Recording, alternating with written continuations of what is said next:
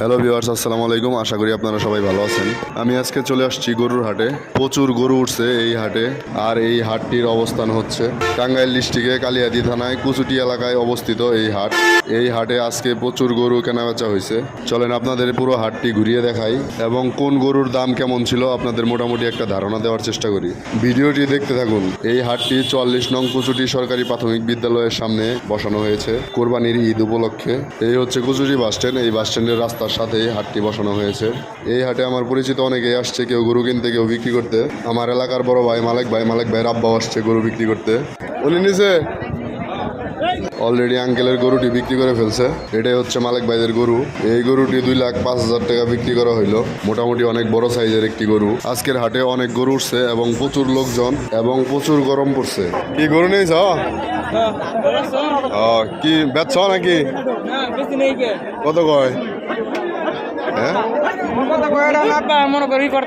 কত ব্যস্ত হয়েছে?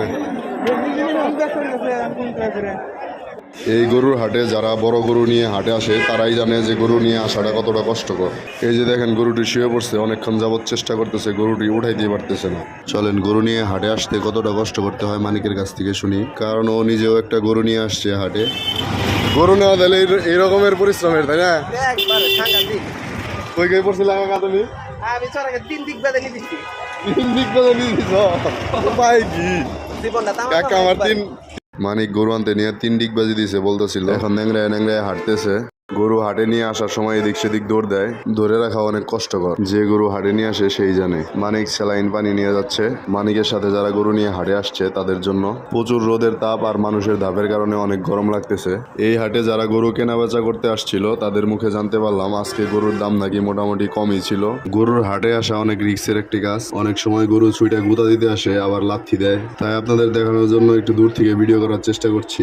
সাহস করে একবার কাছে গেছিলাম, প্রায় গুঁতা খেয়ে আসছিলাম, তাই দূরে চলে আসছি।